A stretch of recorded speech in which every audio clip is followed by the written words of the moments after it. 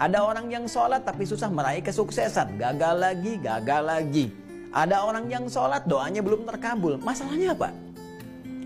Jadi dari sekian yang dijanjikan itu kenapa belum teraih? Ini pun teman-teman sekalian tidak luput dari keterangan Al-Quran. Tidak luput dari jawaban Al-Quran. Bahkan sebelum saya, Anda, kita bertanya, Allah sudah lebih dulu menyampaikan keterangan kepada kita. Ada dua penyebab yang paling utama yang menjadikan seseorang yang menunaikan sholat berpotensi tidak meraih satu atau bahkan lebih di antara keutamaan yang dimaksudkan. Jawaban pertama terdapat dalam Al-Quran surah kedua Al-Baqarah di ayat ke-45, kemudian solusinya ayat 46-nya.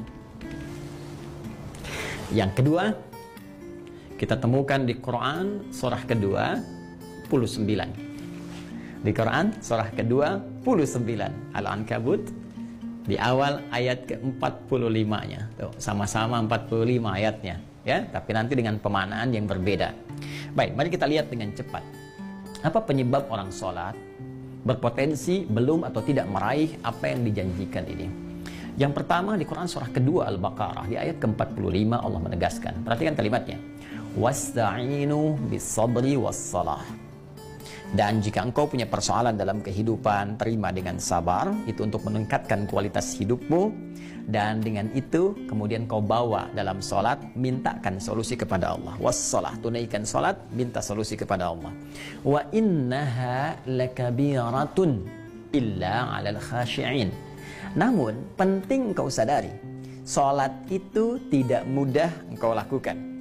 Awas, hati-hati tuh, ya. Ketika Allah menyandingkan sabar dengan sholat dan membandingkan keduanya, ternyata tingkat kesulitan menunaikan sholat itu lebih dibandingkan dengan sabar. Hati-hati. Artinya kalau orang tidak sabar menunaikan sholat, orang tidak serius menunaikan sholat, itu sulit kemudian akan menunaikannya dengan sempurna. Jadi lebih mudah dalam bandingan Al-Quran, lebih mudah kita belajar berikhtiar untuk sabar dibandingkan kita menyempurnakan untuk menunaikan sholat dengan baik. Kalau kita tidak serius.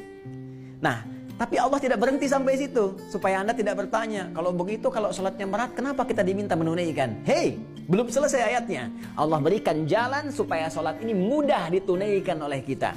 Tapi kalau Anda nggak ikuti jalannya, tetap akan sulit bagi Anda. Jelas, seperti Anda nggak tahu ilmu sabar. Karena nggak tahu ilmu sabar, susah bersabar. Nggak tahu ilmu sholat, ya susah sholat dengan baik. Maka ayatnya kemudian memberikan penjelasan kepada kita, illa 'alal khashi'in, kecuali bagi orang-orang yang khusyuk dalam sholatnya.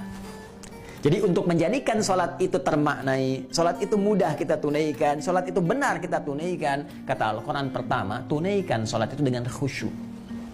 Ini poinnya. Khusyuk.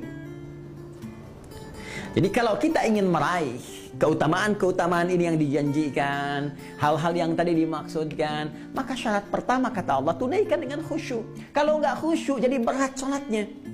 Kalau nggak khusyuk jadi beban sholatnya. Jangankan saat menunaikan sholat, saat dengar azan pun jadi seakan beban. Suara apa ini? Ini kok panggilan tiap hari datang terus? Ya Allah, iman Anda di mana, Cepi? Jadi kalau kita nggak khusyuk susah. Nah, karena itu penyebab yang pertama kalau ada orang belum meraih apa yang dimaksudkan, boleh jadi sholatnya belum khusyuk. Pertanyaan susulannya, bagaimana supaya kita bisa khusyuk sholatnya ya Allah? Bagaimana cara khusyuk yang baik itu? Maka Allah memberikan jalan kepada kita. Jalan pertama langsung di ayat ke-46-nya. Ini poinnya. Perhatikan caranya.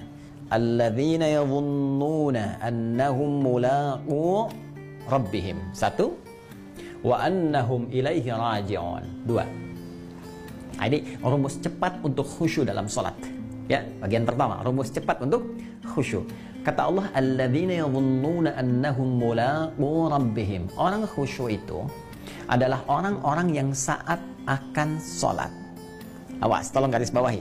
Ternyata khusyuk itu dimulai fasenya dari sejak akan sholat. Jadi jangan langsung dipahami saat sedang sholat. Ya, karena ternyata kekhusyuan itu, untuk mendatangkan kekhusyuan, fasenya dimulai saat akan sholat. Nah, orang khusyuk ini udah kelihatan saat akan sholat. Bagaimana penampakannya? alladzina yadhunnuna annahum mulaqu rabbihim. Orang-orang yang khusyuk itu adalah orang-orang yang saat akan menunaikan sholat, dia sudah menyiapkan diri dan merasakan akan menghadap kepada Rabbnya.